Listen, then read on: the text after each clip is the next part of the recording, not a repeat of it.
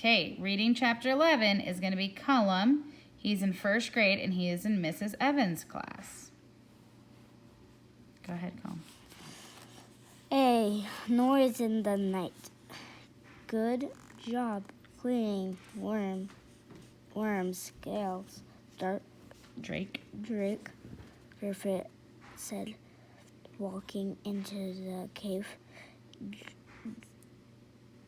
Drake wasn't going to say not anything about that. What Worm had showed him. Not yet, but didn't have. But he did have a question for Griffith. How did the dragon get here? He asked.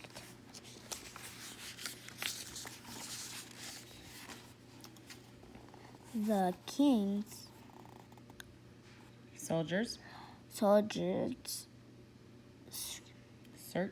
searched far and wide. Griffith replied, it is not easy to find a dragon. Most people have never seen one, but the king did not give up. His soldiers were able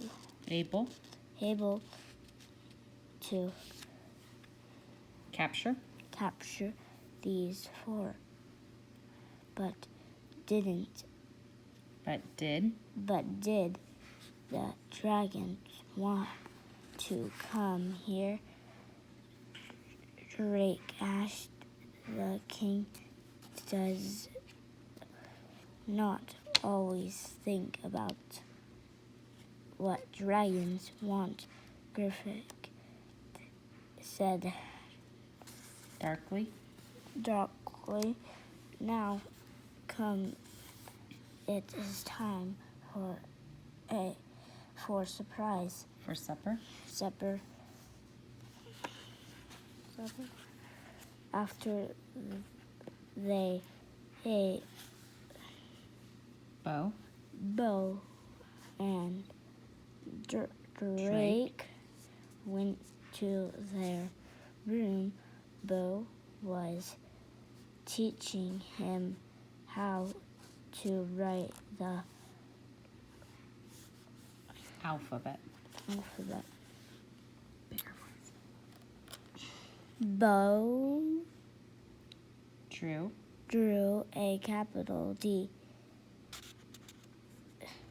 a lowercase d.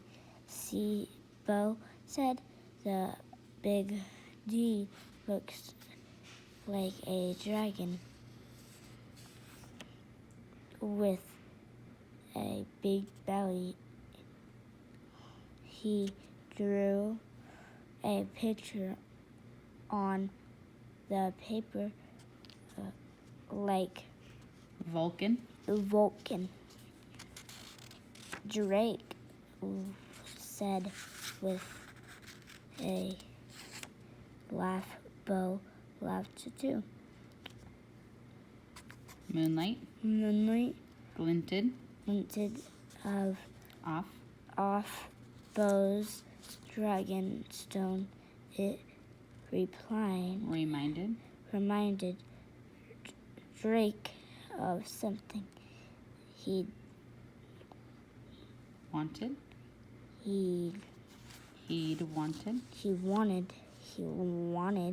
to ask Bo. Ask Bo about. Does your stone ever glow? Drake asked.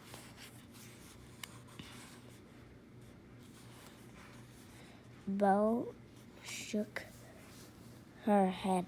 His head? His head. No, he said. Why do you ask?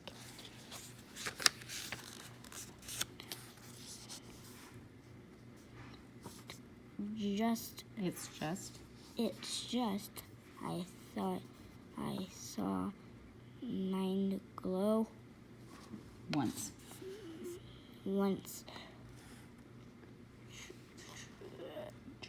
Drake said when I was with Worm.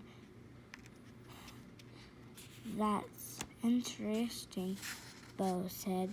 You should tell Griffith. Drake nodded. Tomorrow, he said. Drake wrote rows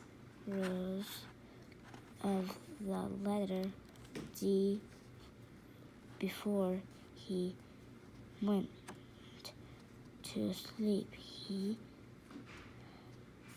thought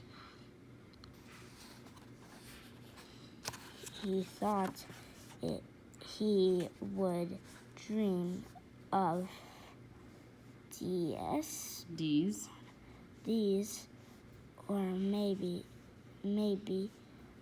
of Worm again, but just after he climbed into bed, thunk,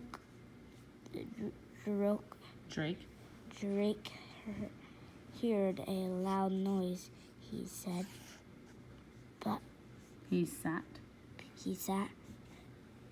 up and saw 2 figures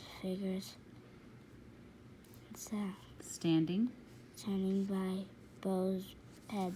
Okay, now you're going to turn the pages for me, okay? Chapter 12, A Sneaky Plan. The 2 figures turned around. It was Rory and Anna. What do you want? Drake asked. Go back to sleep, Rory snapped.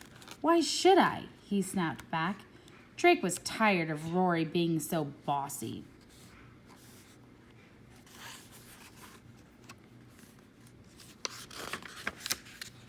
Yeah, why should he? Bo said. And why are you 2 here? Anna spoke up. We are going to bring our dragons outside while the rest of the castle is asleep. Do you guys want to come? You can bring Worm and Shoe. This is a bad idea, Bo said. No, it's not, Rory said.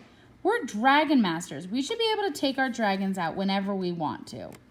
You have a point, Drake agreed. And I do think Worm would like to go outside again. Bo looked worried. What if Griffith finds out? He asked. What if the king finds out? They won't find out, Rory said, so long as neither of you say anything. She looked them both in the eyes.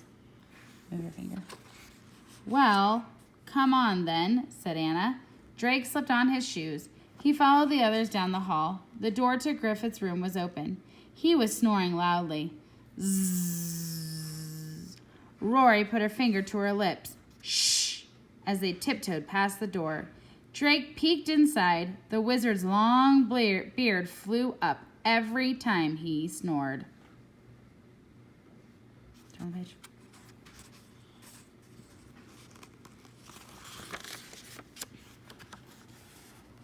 The dragon masters walked down the stairs. The guard in front of the training room door was asleep too. That's Simon, Rory whispered. He always falls asleep. They tiptoed past Simon and into the training room. The torches were not lit, so the room was black. Rory lit a candle. Then she passed candles to each of them. Now, let's get the dragons, she said, still whispering. Now, let's get the dragons, she said, still whispering. They reached Vulcan's cave first. Rory opened the gate. Wake up, Vulcan, she said. We're going outside. Grumbling, Vulcan got to his feet. Anna and Bo woke up their dragons. Drake went into Worm's cave. Worm, do you want to go outside? Drake asked.